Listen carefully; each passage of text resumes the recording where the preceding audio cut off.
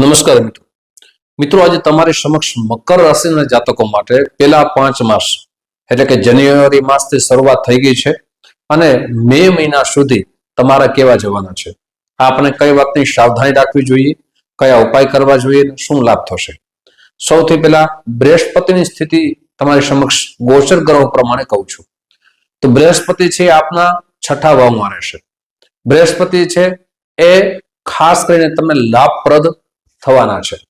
6થો ભાવ છે એ નોકરીનો માનવામાં આવે છે, 6થો ભાવ છે એ શત્રુઓનો ભાવ માનવામાં આવે છે, 6થો ભાવ છે એ બીમારીનો ભાવ માનવામાં આવે છે, સાથે કોર્ટ કચેરીથી જે પણ આપણે નુકસાનને લાભ થાય છે તે 6થા ભાવથી જોઈ શકાય છે। તો બૃહસ્પતિની સ્થિતિ તમારા માટે 6થા ભાવમાં શુભ લાભકારક બનવાની છે। સૌથી પહેલા કે આપને 2025માં જે લાભ આપને મળી રહ્યો ન હતો, આપ નોકરી કરી રહ્યા હતા પણ એ નોકરીમાં પ્રમોશન થવું જોઈએ, સારું પદ મળવું જોઈએ, એ આપના પદ ઉન્નતિ થવી જોઈએ, એ પદ મળતું ન હતું પણ જાન્યુઆરી માસથી ફેબ્રુઆરી માસ અને માર્ચ મહિનો તમારા માટે મધ્યમ રહેશે, પણ 11 માર્ચથી લઈ અને 31 મે સુધી તમારા માટેનો સમય ખૂબ જ સારો રહેવાનો છે। એટલે કે આપના માટે નોકરીની માટે પદ ઉન્નતિ થવાનો સમય આવી ગયો છે। જે આપ ખૂબ મહેનત કરી રહ્યા છો પણ મહેનતનું પરિણામ આપને નોકરીમાં દેખાતું ન હતું તે હવે અવશ્ય દેખાશે। સાથે આપને વિદેશમાં નોકરી કરી રહ્યા છો ત્યાં પણ આપણું પ્રમોશન થતું ન હતું તો ત્યાં પણ પ્રમોશન થવાના સુંદર મજાના યોગ નિર્માણ થઈ રહ્યા છે। સાથે આપને 2025માં શત્રુઓ તરફથી ખૂબ જ હેરાન પરેશાન રહેતા હતા, આપ શત્રુઓ તરફથી કોર્ટ કચેરીમાં ખૂબ ધક્કા ખાવા પડતા હતા, સમાધાનના રસ્તા મળતા ન હતા, પણ 11 માર્ચ પછી આપને કોર્ટ કચેરીમાં જે સમાધાનના સુંદર મજાના રસ્તા મળશે।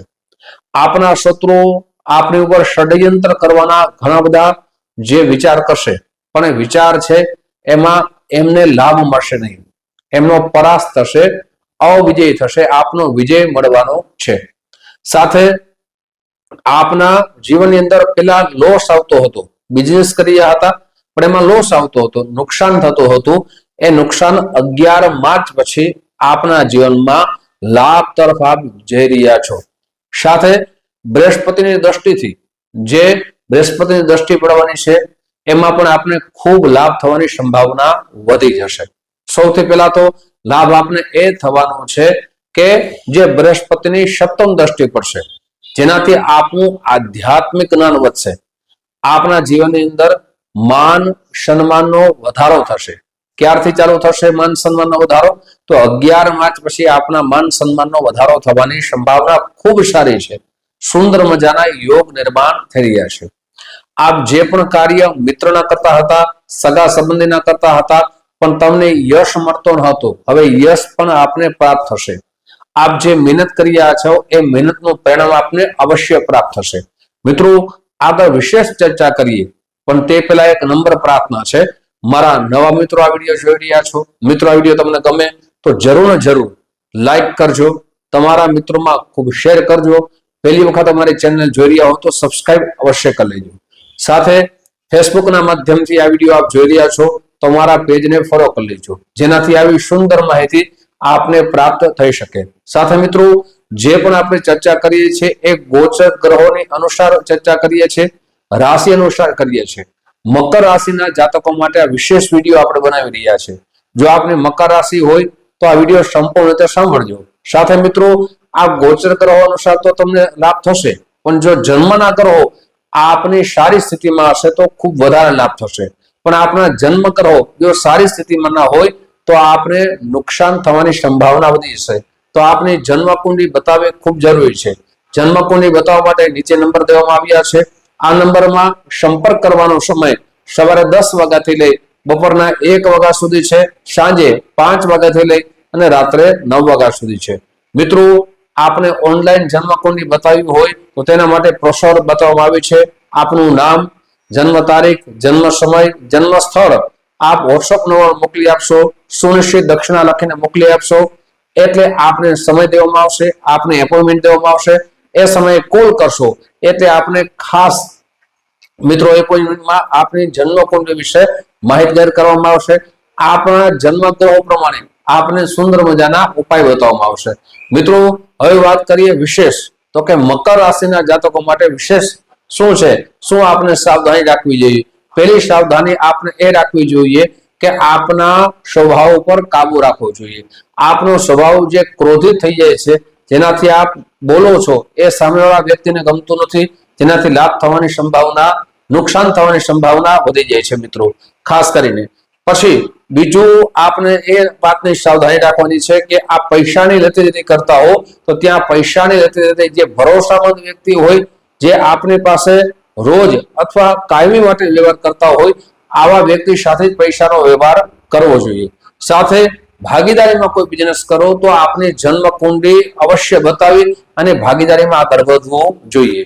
હવે મિત્રો વિશેષ લાભ આપણા માટે કયો છે, તો વિશેષ લાભ એ છે કે આપની લગ્નના પણ યોગ સુંદર મજાના બનવાના છે।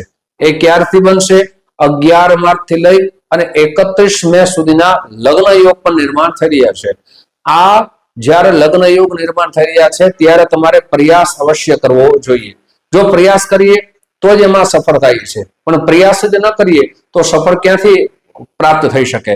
ઘણા બધા મિત્રો પોતાના કેરિયર બનાવવામાં કોઈ પણ પ્રકારનો પ્રયાસ કરતા નથી, પછી એ ઉંમર ચાલી જાય છે અને ઉંમર ચાલી ગયા પછી યોગ પણ નિર્માણ થતા નથી, એટલે ખૂબ મોડું થઈ જાય છે। ઘણા બધા માતા પિતાને એમના સંતાનોના લગ્ન થઈ જાય એવી ખૂબ જ ઈચ્છા હોય, પણ સંતાનોને પોતાના કેરિયર બનાવવામાં રસ હોય છે, એટલે એ સમય ચાલ્યો જાય, પછી સંતાન થવામાં પણ તકલીફ થાય છે। એટલે ઉંમર સાથે લગ્ન કરવા જોઈએ। અને સાથે મિત્રો જ્યારે કોઈ પણ વ્યક્તિની ઉંમર થઈ જાય પછી સંતાન થવામાં કોઈ પણ વ્યક્તિને તકલીફ પડે છે, લગ્ન થઈ ગયા હોય તો એ સાથે સમય સાથે વર્તવું જોઈએ। મિત્રો હવે વાત કરીએ ખાસ કરીને આપના જે મિત્રો સાથે જે સંબંધો છે, એ મિત્રો સાથે સંબંધોમાં સરળતા અપનાવવી જોઈએ। ઘણી વખત આપણે સફળતા મળે પણ સફળતાની અંદર આપણે ઈગો રાખીએ, અભિમાન રાખીએ તો આપણી મિત્રતા તૂટી જાય છે, આપણા સંબંધો તૂટી જાય છે। એટલે આ સાવધાની રાખવી ખૂબ જ જરૂરી છે। મિત્રો આપના જીવનની અંદર આપને પરિવર્તન અવશ્ય આવશે। 11 માર્ચ પછી આપના જીવનમાં પરિવર્તન આવશે। દરેક ક્ષેત્રમાં, નોકરી હોય તોય ભલે, બિઝનેસ હોય તોય ભલે, વ્યવહારિક હોય તોય ભલે, ખૂબ જ આપના જીવનમાં પરિવર્તન આવવાનું છે। હવે વાત કરશું મિત્રો ઉપાયની। આપણે શું ઉપાય કરવા જોઈએ જેનાથી આપના ગ્રહો પણ શુભતા વધે અને આપના જીવનમાં સારા ફળની પ્રાપ્તિ કરાવે। સૌથી પહેલો ઉપાય છે કે પ્રતિ દિવસ આપણે શનિ ચાલીસાનો પાઠ કરવો જોઈએ। આપણી જન્મ કુંડળી બતાવી શનિનું રત્ન એટલે કે નીલમ પંચાંગ કર્મ કરીને ધારણ કરવું જોઈએ। સાથે આપ શનિવારના દિવસે યથાશક્તિ અનાજનું દાન કરવું જોઈએ। મિત્રો આ રીતે કરશો તો આપના ગ્રહોની શુભતા વધશે। આવી જ માહિતી તમારી સમક્ષ મૂકતો રહીશ। આપ જે પ્રેમ આપો છો એ પ્રેમ બદલ આપ સૌનો હૃદયથી ખૂબ ખૂબ આભાર વ્યક્ત કરું છું। ફરીથી મળશું। જય શ્રી કૃષ્ણ, મહાદેવ હર।